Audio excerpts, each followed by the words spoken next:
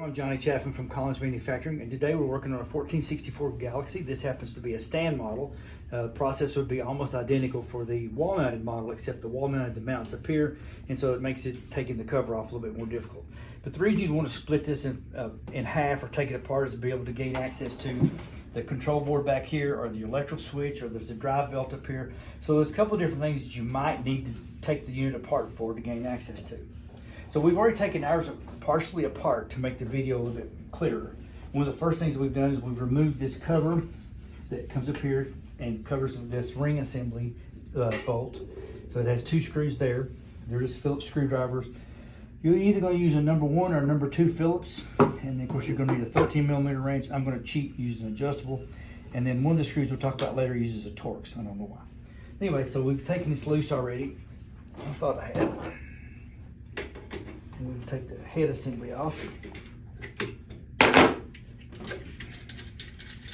and get it out of our way. And the head assembly has a notch here that coincides with a little small set screw up here. And that's just to orient it in the correct position. Set that aside. Now, we've already covered the 2 screws that's in this cover. There's 4 screws in the bottom of this small cover here. And once you take those 4, they're accessed on the corners, and then when you take that off, you can slide this portion down and out of your way. And additionally, it's going to be hard to see, and I didn't mention I have it unplugged. There's 2 small screws inside these notches that'll have to be removed. That's these 2 screws here. Now, there's 4 screws on the front. That's these longer screws that you see here. 3 of the screws are standard Phillips. One of them is a number 10 Torx. Now, Torx is the star-shaped bit, and we happen to have the T-handle kind.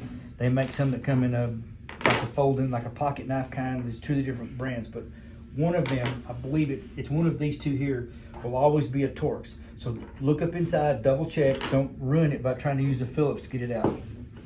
So we have all 4 screws out. We have the 4 screws down here out, plus the 2 in the back, and so the back should just separate and just gently lift it off. Now inside, as you can see, you have access to your control panel, to your electrical switch, to your drive belt. All of those you have access to. I would suggest that, like on the switch, because there's several wires to it, if you're going to replace the switch, take a camera and take a picture of it so that you can go back and reference that. But otherwise, taking the cover off is pretty straightforward. It's just a little bit of time consuming. So that's kind of how you take it apart. Put it back together, of course, is the opposite. We'll do that off camera. But again, I'm Johnny Chaffin, and thank you for watching.